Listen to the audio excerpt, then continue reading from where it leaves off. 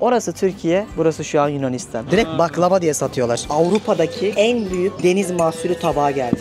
27 sente su satıyor. Schengen vizesi almadan gidebileceğimiz Yunan adalarını size anlatmak diye 1500'den 1900'e kadar Osmanlı'nın yönettiği ve Sömbeke adı olarak bilinen Simi Adası'ndayız. Dolma var şurada. Onun fiyatı 3 euro. Şurası Bozburun, Marmaris tarafları ve diğer tarafta Datça tarafları. 6000'den fazla ada var Yunanistan'da. Şuranın güzelliğine bak. Gerçek mi bu ya? Kapı vizesi aldığınızda sadece 10 Yunan adasına gidebiliyorsunuz ve bir hafta kalabiliyorsunuz. 3000 kişinin yaşadığı küçücük bir adayı görüyorsunuz. Yerel cipsleri var. 99 sen. Yani euro olarak bile baksan bence hala uygun bazı şeyler. Yunan adalarının bu Simi bölümünde iyi seyirler. Bize de eğlenceli bir gün olsun. Hadi bakalım başlıyoruz. Türkiye'nin lider su arıtma markası Aura Sebilon Unique sunar.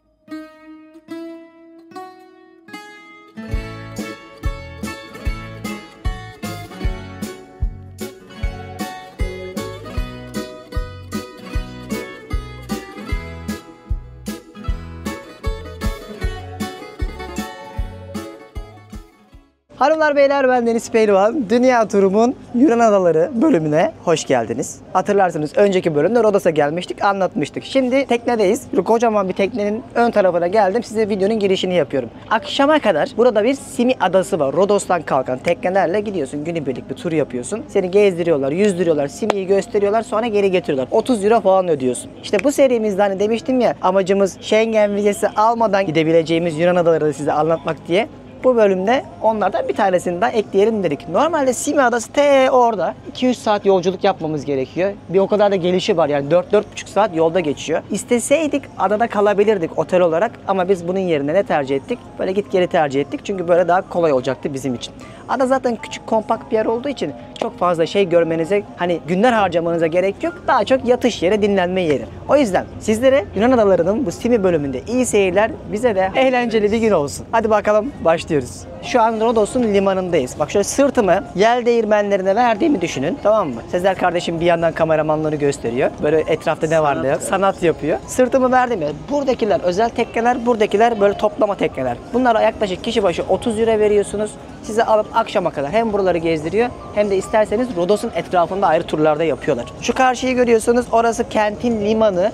Devasa gemilerin yanaştığı ve Old Town, yani Eskişehir merkezinin olduğu yere hemen yürüme mesafesinde. Buradan da şehri gezmeye başlıyorsunuz. Zamanında arkadaşlar size çok güzel bir bilgi vereyim. Az sonra içinden geçeceğiz çünkü buranın. Rodos heykeli. Dünyanın 7 harikasından bir tanesi. Tam burada olduğuna inanılıyormuş. İşte o limanın böyle altından geçerek birazdan inşallah yolculuğumuza başlayacağız. Akşama kadar birlikteyiz. Hadi bakalım, Rodos'tan ayrılıyoruz. Ben zaten gezdikçe ve yolda gördüklerimi sizlerin hepsini anlatmayı planlıyorum. Heyecanlıyız.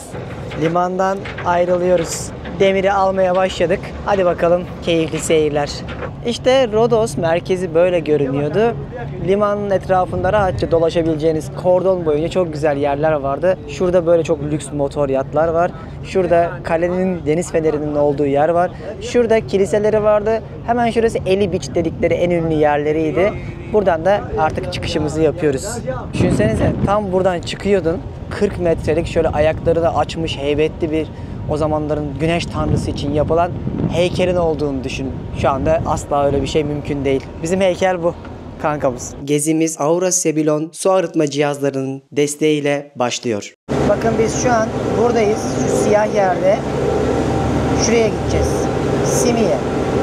Şurası Marmaris, Bozburun tarafları. Şurası da Datça tarafları. O kadar aslında yakın yerler. 2 saat boyunca şöyle seyir halindeyiz.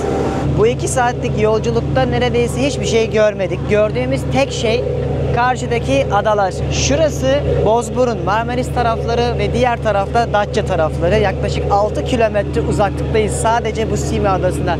Zaten böyle haritadan baktığınızda görürsünüz. Şöyle bir körfez düşünün. Körfezin ortasında Yunan'ın Simi adası var.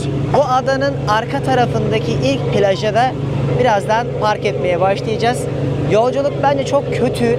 Hizmet çok kötü. Tekne çok kötü. Hiç beğenmedim. 30 euroya sadece getirip götürüyorlar diye biliyorum. O yüzden Türkiye'deki o günübirlik teknecilik hizmetini bu hatta şu an için söylüyorum, asla beklemeyin.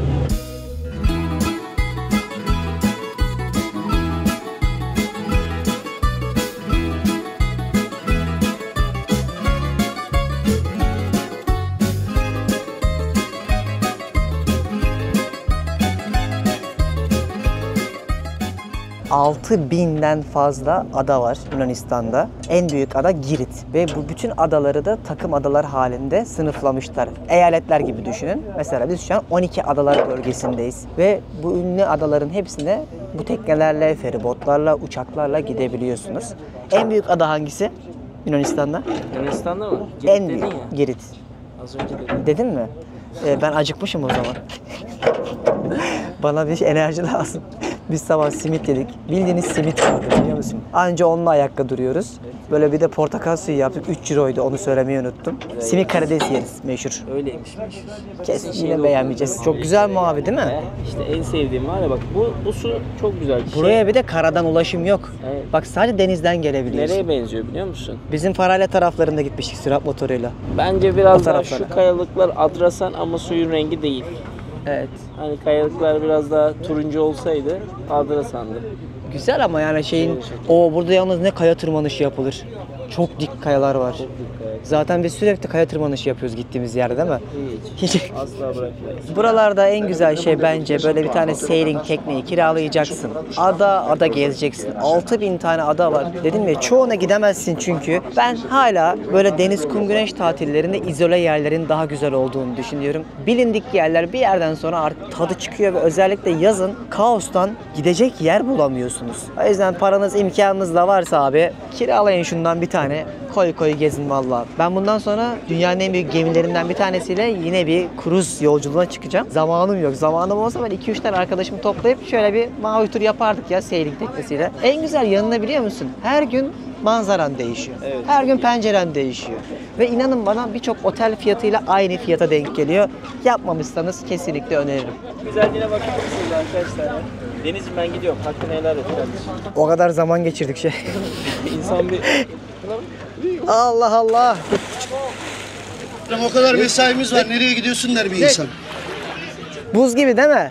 Yemin ederim sen atlarken soğukluğu yüzüme geldi. Şu insanlar bile bu suda üşüyorsa ben donarım. Ne soğuk kardeşim. Yanıyor içerisi yanıyor. İçerisi yanıyor mu? Gidince alışıyorsun. Buraları gezerken insan hep şeyi düşünüyor. Düşünsenize ya mesela Kaş'a gidiyorsun örnek veriyorum. Böyle tekneyle tura giderken karşıda böyle yüzme mesafesinde kano ile bile gideceğin bir ada görüyorsun ve Yunan adası. Onlar bize gelebilirken rahat bir şekilde alışverişe, tatile biz onların adalarına gidemiyorduk. Ya da gidebilmek için işte kafa vizesi almanız gerekiyor ya da Schengen almanız lazım. Schengen evrakları daha çok kafa vizesininkilerse daha kolay olduğu için tercih ediliyor ama kafa vizesi aldığınızda sadece 10 Yunan adasına gidebiliyorsunuz ve bir hafta kalabiliyorsunuz sadece o adada. Hani mesela ben Rodos'tan buraya geldim. Hiçbir evrak kontrolü olmadı. Kural böyle diyor ama sonuçta Simi başka bir ada. Nasıl oluyor bilmiyorum. Adalar arasında geçiş olabiliyordur belki. Onun detaylarına bakarsanız sürekli değişen, güncellenen bir şey. Söyleyeceğim şey şuydu. Orası Türkiye, burası şu an Yunanistan. Aslında o kadar yakınken şimdi ilk defa sizlere bir videomda diğer taraftan yani Yunanistan kısmından iki ülkenin birbirine karşı baktığı noktaları paylaşıyorum. Bakın şimdi adayı biraz size göstereyim. Şu an Simi Adası'nı haritada görüyorsunuz. Şurası demiştim ya Marmaris, Bozburun tarafları. Şurası Datça. Biz o körfezin ortasındayız. Ada şu kadarcık 2-3 bin kişinin yaşadığı minik bir ada. Bizim bulunduğumuz yerde arka yüzü. Kent merkezi şurası. Şurada da koylar ve plajlar var. Ben daha önceden bu yerlere, yıldızları gördüğünüz yerlere zaten araba kiralayıp gidip gezmiştim. Nice to meet you too man. Çok sıcakkanlılar. Mesela Türkiye'den geldi. Bak videomu böldü az önce. Gelip böyle el sıkışıyor, hoş geldin diyor. Güzel insanlar. Ben size bu haritayı da gösterdim ama bir şeyden de bahsetmem lazım. Biz şimdi bu adaları geziyoruz ama çok kapsamlı bir şekilde beni de gezdirin de mesela Rodos kartı olarak sizlerle paylaşacağız. Bununla beraber başka adalarda paylaşacağız. Kartları aldıktan sonra çok rahat bir şekilde gezileri yapabiliyor olacaksınız. Bunlar bizim günlük planlarımız her videomda söylediğim gibi. Diyelim mesela Phuket'e mi gideceğim, Bali'ye mi gideceğim, Dubai'ye mi gideceğim? Vize, uçak bileti, gezilecek yerler, yeme içme, bizler ne öneririz? Hepsini o kartın içerisinde yaklaşık 20 sayfa yazı olarak ve 20-30 dakikalık özel bir bölüm olarak görüp alabilirsiniz. Bir kahve parasına satıyoruz. İster desteklerseniz, ister merak edip alırım giderim derseniz karar sizin. Gerçek anlamda çok işinize yarayacak ve Türkiye'de bence bu şekilde yapılmış başka bir kaynak ve uygulamanın olduğunu düşünmüyoruz. O yüzden emek verdiğimiz bir platform oldu. Gidin beni de gezdirin. Hem iOS hem Android uygulamasında ya da web sitemizde kartımızı alın ve rahatça gezin. Çünkü burası benim günlük bir gezi videom ama gezi kartları bir tatil rehberi. Hiçbir tura ihtiyacınız olmadan rahatça kendiniz bile plan yapıp uçak biletinizi, ulaşımınızı sağlayıp gidebilirsiniz. Bize de teşekkür edersiniz. 10.000'den fazla indirme, sadece Instagram'da 60.000'den fazla takipçi oldu ve bir tane bile kötü geri dönüş almadık. Demek ki bir şeyi doğru yapıyoruz. Detayları açıklamaya bırakırım, oradan bakarsınız. Bunu niye söyledim? Buralara ben daha önceden geldiğim için videoda anlatmadığım ama aktardığım bir sürü şeyi gezi kartında paylaşıyor olacağım. Orada daha kapsamlı olacak. Sonuçta burası sadece bir gün, orası günlerce yapılan geziler sonrasındaki deneyimlerin olduğu yer olacak. İşinize yarar. Hadi buradan az sonra ayrılacağız. Şu an oturdum. Böyle etrafın keyfini çıkarıp manzarayı izliyorum. Ve adanın artık bu kısmından ayrılıyoruz. Böyle birçok aslında koylar var. Etrafında 8-10 tane gidebiliyorsunuz deniz taksileriyle. Bizim tekne hakkını bundan yana kullandı. Hadi bakalım Simi'nin merkezine gidelim.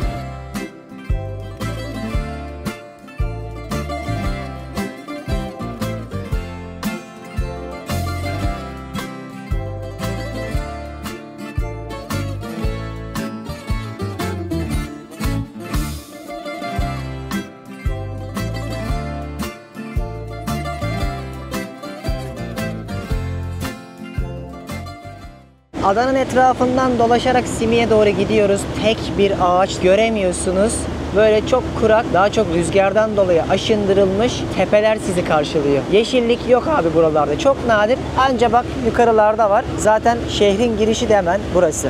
Şehrin girişi değil, adanın arka tarafıymış. Az önce gösterdiğim yer. Çok hızlı geldik sandım. Böyle dolaşırken şeyi fark ettim. Yıllar önce geldiğimde ben burada araba kiralayıp gezmiştim. Ve o zaman bu plajların bütün neredeyse hepsine gitmiştim. Eğer hani biz de buraya geliriz deniz ne yapalım derseniz araba motoru falan önceden kiralayın ama. Çünkü özellikle yaz aylarında burada inanılmaz bir turizm oluyor. Gemiler geliyor, özel tekneler geliyor. Yer bulamazsınız.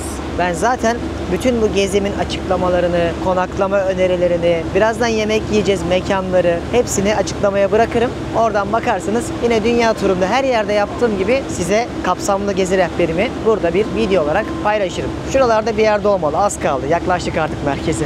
Kente giriş yapıyoruz. Şu an bakın sol tarafta kruz gemilerinin yanaştığı limanı görüyorsunuz. Bu saatten itibaren hep göreceğimiz evler bu şekilde olacak. Pastel tonlarında sarı, mavi, kırmızı. Böyle hani çocukken bir köy çizerler de çizersin ya, onun örneklerini görebileceğimiz yer. Liman bölgesi burası ve 3000 kişinin yaşadığı küçücük bir adayı görüyorsunuz. Şurada tepede bir kilise var. Ben onunla gitmiştim. Yukarıda bir tane kilise gibi bir yer var. Şövalyelerden kalma bir kent vardı daha doğrusu. Oraya çıkabiliyorsunuz. Tepede bir tane var. O kadar. Başka da bir şey yok. Burayı bu kadar özel kılan şey şu renkteki mimarisi. Köy ve mimarisi. Evet. Çok güzel görünüyor ama uzaktan. O kadar güzel bir yere geldiğinizi, daha limana girdiğinizde hissettiriyorlar ki arkadaşlar bakar mısınız şu evlerin tatlılığına ya.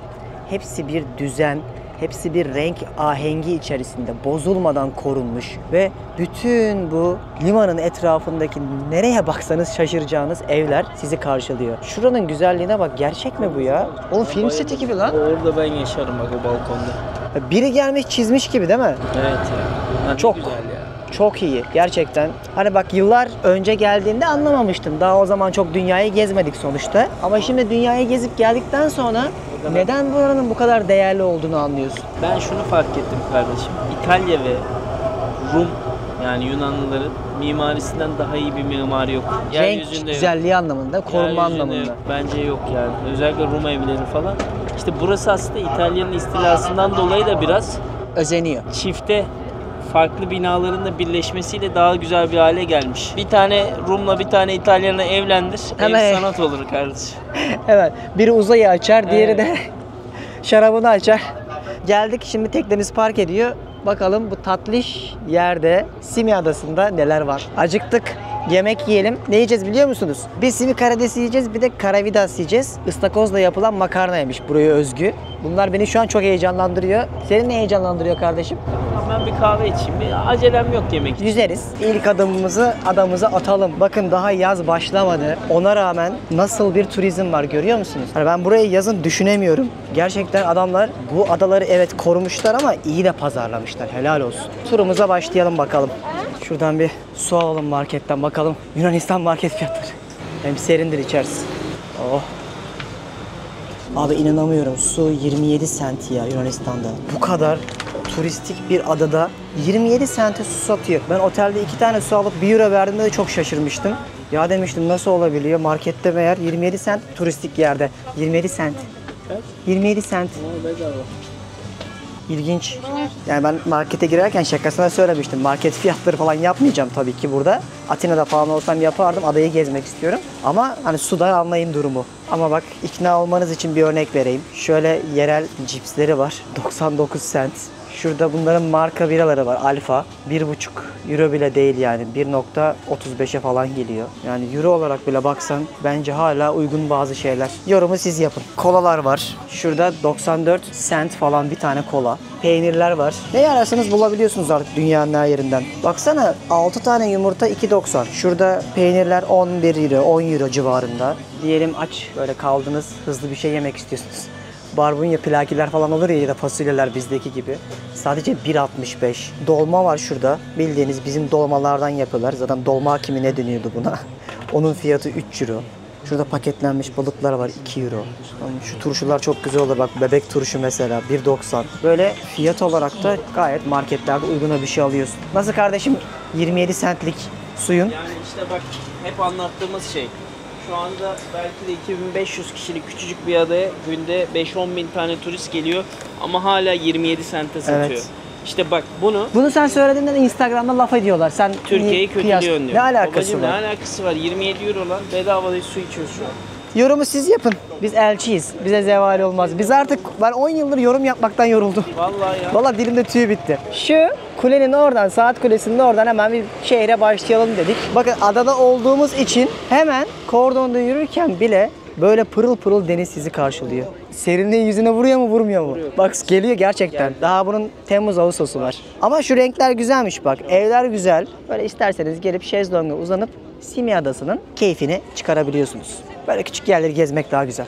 Şu gemileri görüyorsunuz bakın. Bu gemilerle de diğer adalara geçebiliyorsunuz. Dev gemiler var. Arabalarla bile ulaşabileceğiniz Atina'ya kadar 8-10 saatlik örnek veriyorum yolculuklar yapabiliyorsunuz. Bu konuda zaten o bütün 6000 tane adayı feribotlarla çok iyi bağlamışlar. Bak şu anda restoranlara bakıyoruz. Nerede ne yiyeceğiz diye. İnternete bağlandık. Yurt dışına gittiniz. Sürekli sim kart mı alacaksınız? Telefon hattı mı alacaksınız? Pasaportla sırasıyla mı uğraşacaksınız? Parasıyla mı uğraşacaksınız? Hayır. 160'tan fazla ülkede eSIM teknolojisi olarak bence şu ana kadar bizim de kullandığımız en iyi marka olan eSIM IO'yu kullanacaksınız arkadaşlar. Yapmanız gereken şey çok basit. eSIM IO'nun OneSIM teknolojisi var. Ne yapıyorsun biliyor musun? Bak eSIM IO uygulamasını indiriyorsun. Buradan OneSIM teknolojisi sayesinde ondan sonra telefonundan hücresel kısmından aktive ediyorsun. Bundan sonra da 160'tan fazla ülkenin hangisine gidersen anında otomatik olarak internete bağlanabiliyorsun. Ve gittiğin ülkede ister kullandığın kadar ödüyorsun, istersen de paketler alıyorsun. 1 GB, 3 GB, 5 GB gibi. Yönetimin hepsini uygulama üzerinden yapıyorsun. İster bakiye yükle, ister gideceğin ülkeden paket satın al. eSIM IO'nun uygulamasında çok rahat bir şekilde yönetebiliyorsun. Hatta şu anda Hayal 2 kodunu kullanarak $2 hediyeyi bakiyeli bir şekilde eSIM IO'yu kullanmaya başlayabilirsiniz. Detaylara açıklamaya bıraktığım bağlantıdan bakarsınız. Biz Sezer'le dünya turundaki bütün ülkelerde şu ana kadar eSIM IO'yu kullandık. En güzel özelliği ne biliyor musun? Hangi sağlayıcı daha hızlıysa telekom şirketi anında ondan sinyalini alıyor ve sürekli en yüksek internette hıza ulaşabiliyorsun. Kullanın. Ne demek istediğimi anlayacaksınız. Böylece gittiğiniz her ülkede sim kartla almakla uğraşmazsınız. Yeni nesil teknoloji olan eSIM teknolojisi sayesinde telefonunuzda tek bir hücresel kısmından aktive ederek dünyadaki bütün ülkelerde neredeyse internete bağlanabilirsiniz. Diyerekten gezimize devam edelim. Şöyle dolaşalım, yemek yiyelim. Bu çocuğun suratı düşmeye başladı çünkü mutsuzlaştı. Gerginleşmeye başladım ben. Evet, yoksa şimdi kavga çıkacak. Teknemiz şurada inmişti. Arka tarafta dolaşmıştık. Sonra geri geldik. Böyle kordon boyunca yürüyoruz. Bu tarafın mesela manzarası çok güzeldir. Fotoğraf çekmek için çok tatlı evler görebilirsiniz. Şuradan yukarıya çıkıp görüyor musunuz yel değirmenlerini? Tepeden de kenti izleyebilirsiniz. Yani şu an başıma resmen sıcaktan güneş geçtiği için bir kahve içip bir frappe içip kendimize gelip sonra yemek yemek istiyoruz. Şöyle bir yer bulduk.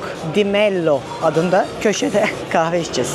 Şimdi kentin kordon kısmında bir yere oturduk. Bir kahve içelim dedik. Bir fiyatları göstereyim size. Bakın kahveler 4.40'a falan geliyor. Yine aynı şeydeki gibi. Şaraplar 4 euro. Örnek veriyorum. Böyle bir kahvaltı yapmak isterseniz 12 euroya falan kahvaltı yapabiliyorsunuz. Burada çok güzel oteller de var kalacak yukarıda. Simi manzarasını görebileceğiniz, böyle kapısından sabah uyandığınızda başka bir yerde olduğunuzu hissettiren. Ben onların da en güzellerini size açıklamaya bırakırım. Oradan bakarsınız. Ben burada kaldığımda çok keyif almıştım. Sanki böyle bir 5 sene falan geçmiş gibi diye hatırlıyorum. Anılarım canlandı. Şöyle Frappemiz geldi. Bu arada Frappe'yi biz 2P ile söylüyoruz ama onlar tek P ile söylüyormuş. Frappe diye sipariş verin o yüzden geldiğinizde bakalım. Standart Frappe. Ne kadar kötü olabilir ki? Ya benim anlamadığım şey şu. Yunanistan eskiden çok uygundu ama Rodos'ta da aynı şeyi söylemiştim hatırlarsınız. Gerçekten fiyatlar çıldırmaya başlamış. Yani bir kahve içiyorsun 4-5 euro. Tamam plajlara girmek ücretsiz eyvallah ama en kötü yemek yiyorsun böyle masaya döşecek şekilde 20-30 euro falan tutuyor. Aklınızda bulunsun. Hatta buraya gelmeden önce eski yazılarımı da kontrol etmiştim. İnanın en az %50 enflasyona burası da ne yazık ki maruz kalmış. Buna göre planı yapın. Zaten euro, TL bazında baktığınızda çok pahalı. Bir de %50 enflasyon geldi üstüne. Pahalanmış abi fiyatlar. 5 euro kahve. Bir şey söyleyeyim mi kardeşim? He. Ben artık Yunanistan'da kazıklanmaktan bıktım. Yani 2 tane kahve 2 tane şey içiyorsun 20 euro tutuyor. Evet. Her yer artık 20 euro. 20 euro şey Çöp oldu. olmuş değil mi 20 euro? Market fiyatı gibi 20 euro veriyoruz her yere. Valla buna göre planlamanızı yapın. Konaklamayı yazın tahmin bile edemiyorum ha. Ben var ya en az 150'den aşağı demiyorum İtalya'ya gittiğinde ne kadardı konaklamalar? Amalfi taraflarında O da çok 150-200 euro. 300-400'dü. Biz hatta arabada uyuduk. Ya Orada zengin milyoner vardı. Arabada uyuduk. ruhumuz fakir, genetik fakiriz biz. Hani şu anlamda söylüyorum gerçekten Avrupa'da artık ucuz diye Yok. tatil anlamında bir şey kalmamış. Deniz kardeşim. Kahvemizi içtik. İçtik. Beni doyurdun. Doyurduk, Seni tamam. Müthiş bir filmle çekeceğim. Kameramanlığımı yapabilirsin. İnsanlar diyecek ki kardeşim çektiğiniz en iyi videoydu. Teşekkürler. Lütfen yorumları alta bırakın O artık. kadar da mütevaziyiz. Evet. Şimdi arkadaşlar kahvemizi içtik. Birazdan yemeğimizi de yeriz. Yavaş yavaş girişimizi yapalım. 1500'den 1900'e kadar Osmanlı'nın yönettiği ve Sömbeke adı olarak bilinen Simi Adası'ndayız. Burası önce İtalyanların sonra da Almanların ele geçirdiği 1940'lardan sonra da Yunanlılara ait olan bir ada olmuş. O yüzden burada İtalyan ve Yunan karışımı bir mimari görüyorsunuz. Neoklasik yapılar da işte bu yeniliğin, bu pastel tonlarının, bu mimari olarak bir uyumun, simetri uyumunun yapıldığı tarza deniyor. İşte şimdi bu evlerin güzelliğini görerek dolaşmaya başlıyoruz. Ama size bir şey de göstermek istiyorum. Diyelim buraya geldiniz, bakın tekne turları var demiştim. Bu plajlara ister motorla, arabayla gidebilirsiniz, isterseniz buradan kalkan teknelerle günübirlik gidebiliyorsunuz. Simi Adası'nda biz size şu an hızlandırılmış gösteriyoruz ama aslında burada yapacak bir dünya böyle deniz, kum, güneş anlamında keyifli yerler var. 2 gün yeter. 2 gün çok güzel olur. Çok şık, çok tatlı. Şu restoranlarda gel, otur kafelerde takıl. Yani hiçbir şey yapmadan durmalık bir yer burası. Bence de. Rodos biraz koşturmalı, kalabalık, büyük bir yer. Burada hareket edecek yer yok. Kasabadasın zaten. Biz de şimdi o rıhtımın diğer tarafından yürüyoruz. Kordon bölgesinden.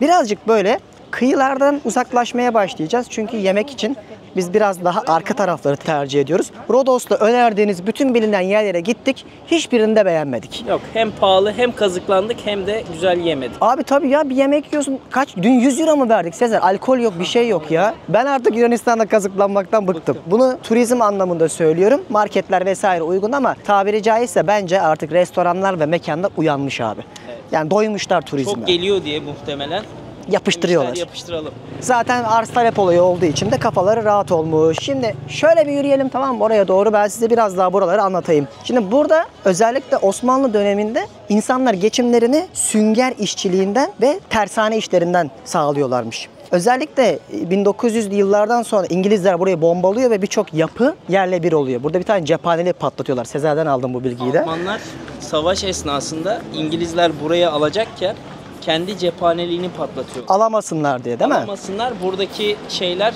hiç kimseye yar olmasın. Yer olmasın diye. O yüzden buradaki birçok yapı yıkılıyor ve sonradan yeniden renove ediliyor ya da sıfırdan yapılıyor. Yunanlıların bakın aynı denizdeyiz. 6 kilometre ilerisi Marmaris, 8 kilometre ilerisi Datça. Deniz mahsulleri, su altı canlılığı, renkleri bizden daha iyi. Çünkü Korumuşlar. açgözlülük yok. Evet.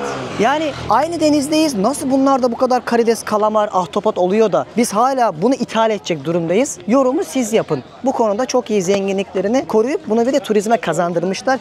Mesela sünger işçiliği bizde çok yok. Kalmadı, eskidenmiş. Yani dalıp sünger topluyorlar. İşte onun da riski şöyleymiş. O kadar derinliklere daldıkları için sakat ve hasta da kaldıkları için Bayılıyorlar, ölüyorlar. Ölüm riski de Vurgun. çok yüksek. Vurgun Vurgun yiyorlar yiyorlar. işte. Bu yüzden de sünger ticaretine risk alarak bunlar devam ettirmişler o dönemlerde. Nasıl ki işte Birleşik Arap Emirlikleri'nde, Katar'da falan zamanında inciden para kazanıyorlarsa denizde, bunlar da sünger. Süngeri de her yerde satıyorlar şu anda. Rodos'tan kovulan St. John şövalyeleri de burada kaleler kuruyorlar kentin tepelerinde yine. Bunları da ziyaret edebiliyorsunuz ama Taksiye bakar mısın kardeşim?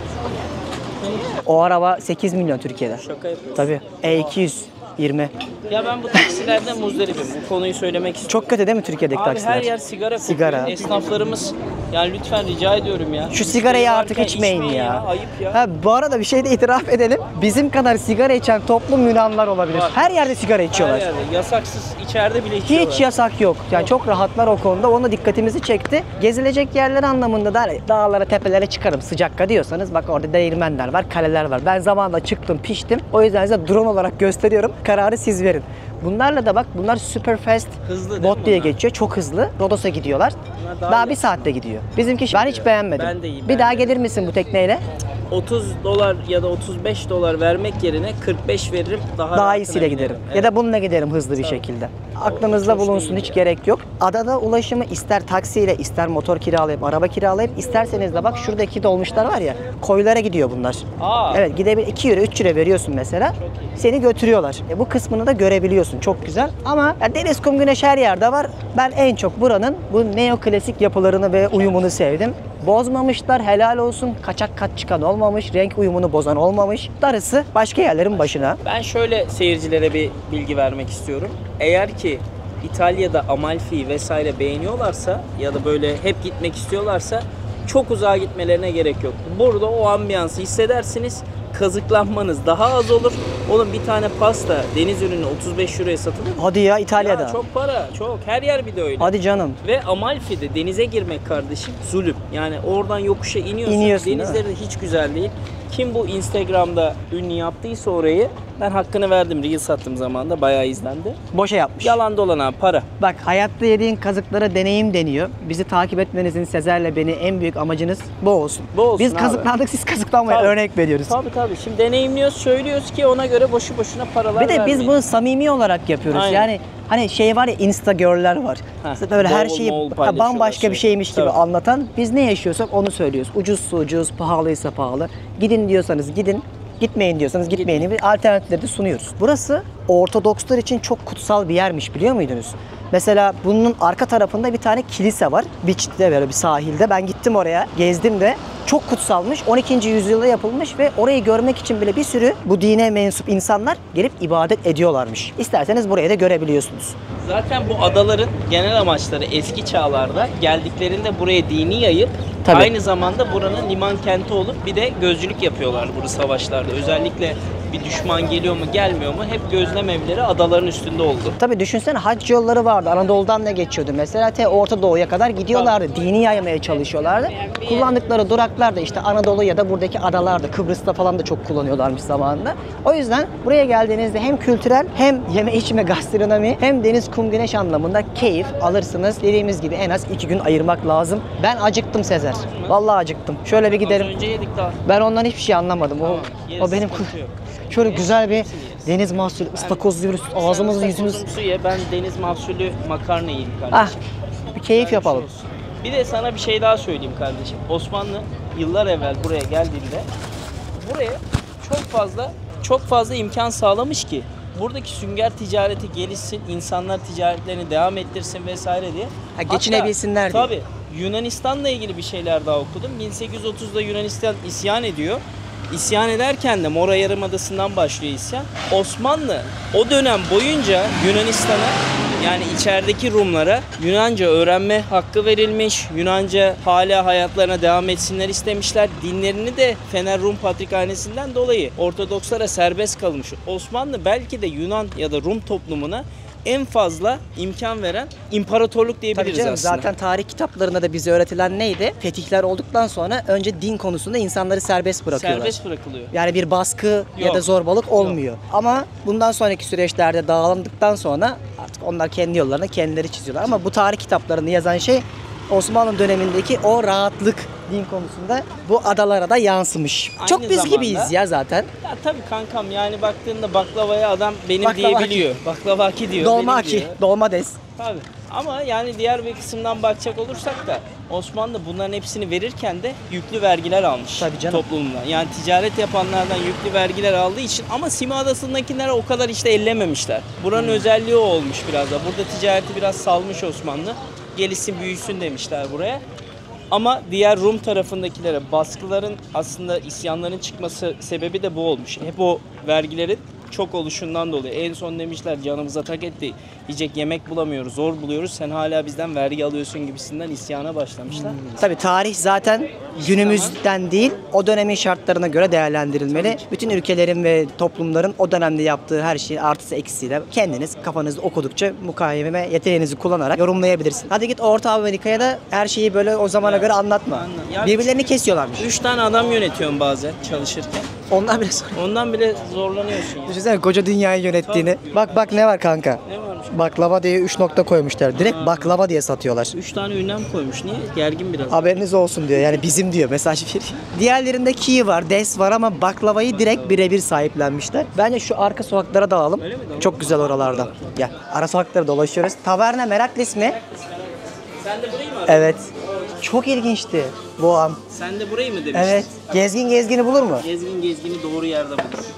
Biz dedim ya sahil tarafında yemiyoruz. Arka taraflara gidelim. Biz kaç gündür Sezer'le kavga ediyoruz bu konuda. Ben onu hep ünlü yerlere götürüyorum. Hiç beğenmiyoruz.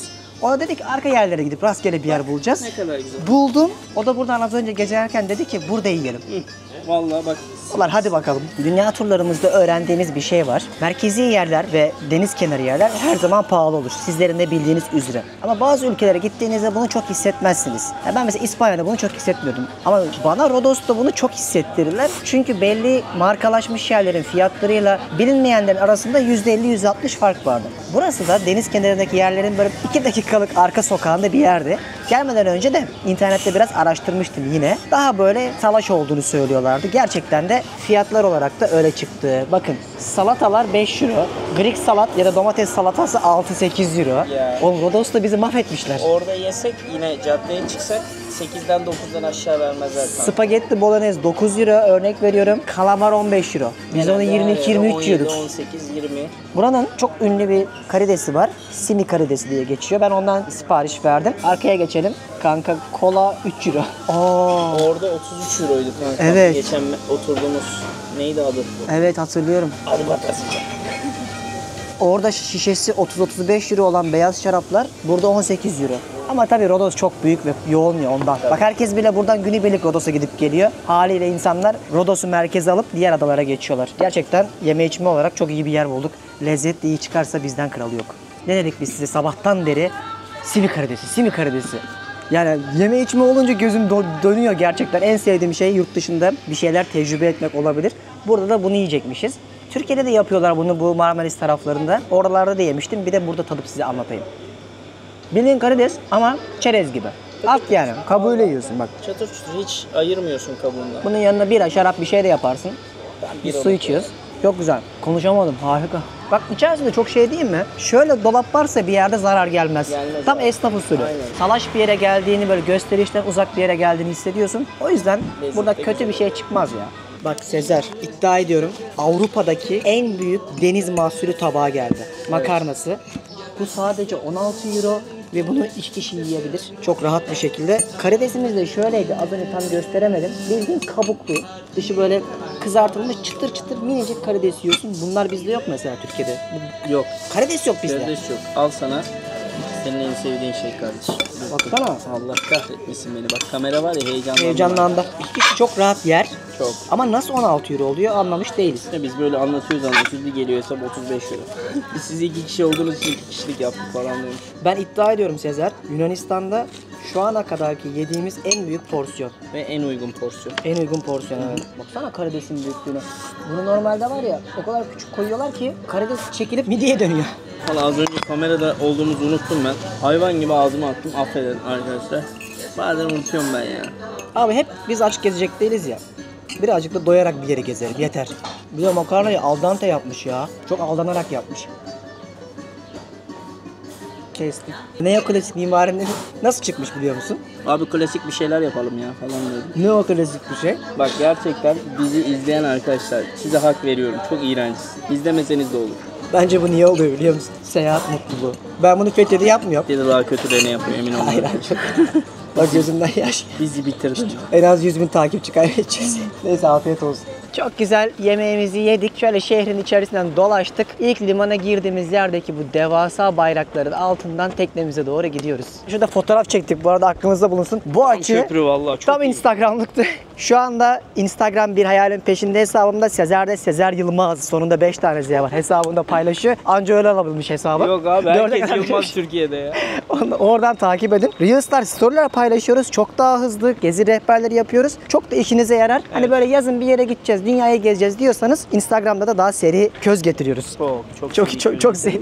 Anında her şey orada. Öne çıkanlarda da Sağdan gidelim. etiketliyoruz ki bunları kullanabilin diye. Kalıcı oluyor en azından. Şimdi ada çok keyifliydi. Yemeğimizi de yedik, dolaştık. Yalandan sabah yüzdü Sezer, ben yüzmedim. Şimdi Rodos'a geri döneceğiz. 2 saatlik bir yolculuğumuz olacak. Bir tane kahve çözelim mi ya? Vallahi bir tekneye bir soralım, teknenin karşısındaki kafeden çözelim. Evet. Şimdi gider kaçar, buradan kanoyla dönmek zorunda kalırız Yüze Rodos'a. yüze. Göre göre alsın. Gelir misin bir daha Simi'ye? Ben gelirim abi. Beğendin Eğer değil böyle mi? manitam olsa üf tadından yenmez. 2 gün şurada tepelerde kaldığını düşünsene. I found my lovin'. Hani siz gelirsiniz, burada tatil yaparsınız. Çocuğunuz olursa Sezer ya da Deniz koyabilirsiniz ismini. Evet. En azından, Yaparlarsa iyi olur. en azından biz evlenmiyoruz. Sezerler çoğu. Siz bizim yerimize ev. Videomuzun mesajı.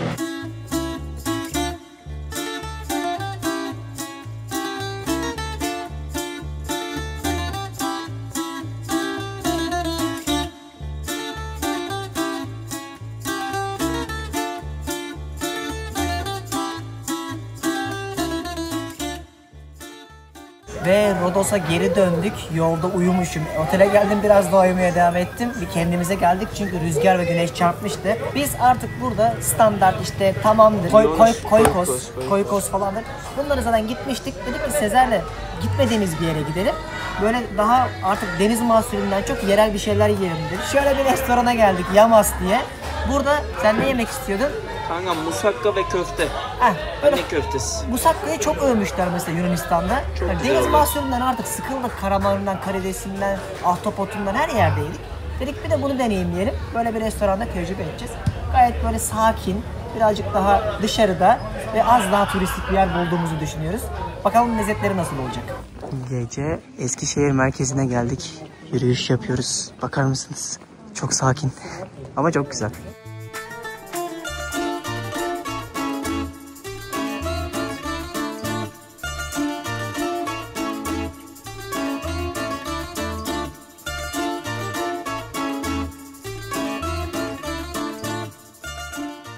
Her güzel şey gibi artık buradan da ayrılıyoruz. Dün akşam çok güzel yemeğimizi yedik. Gece hayret eğlenecek yer bulduk ki normalde muhtemelen siz yazın geldiğinizde tıklım olacak. Hiç gönlünüzü o konuda ferah tutun yani. Çok güzeldi. Ben Simi'nin mimarisine bayıldım. Rodos'u tokatlar görsel güzellik olarak. Lindos'a bir şey demiyorum. Ama o şehrin, kasabanın içerisinde yürümek, o binaları görmek, güzel bir yemek yemek, köy gibi, kasaba gibi bir yerde olmak huzurlu hissettiriyordu. Kesinlikle buraya kadar gelmişken Rodos'tan Simi'ye geçin ve orayı da görün. Hatta Simi'de kalın bile derim o derece. Hatta bununla beraber bütün adaların arasında ulaşımınızı da sağlayın. Kosun'a da gidin, Meis'e kadar gidin, Atina'ya kadar gidin. Gidebildiğiniz hepsinin tadının farklı olduğunu göreceksiniz. Çok güzeldi her şeye rağmen buradan ayrılıyoruz. Sonraki bölümlerde dünya turumun kim bilir neresinden çıkacağım hiç belli olmaz. Belki bir Yunan adasından, belki Avrupa'dan, belki de Orta Asya'dan çıkabiliriz. Detayları açıklamaya bırakacağım. Zaten buraların gezi kartında beni de gezdirip de paylaşacağız. Oradan da bakarsınız. Nerede kalacaksınız, ne yapacaksınız her şeyi açıklamada böyle bir özet rehber olarak bırakırım. Beni de gezdirdiğinde özellikle Rodos kartımızı alarak buraların planını yapabilirsiniz. Şimdilik benden bu kadar. Bir sonraki bölümde görüşmek üzere. Hoşçakalın. Türkiye'nin lider su arıtma markası Aura Sebilon Unique sundu.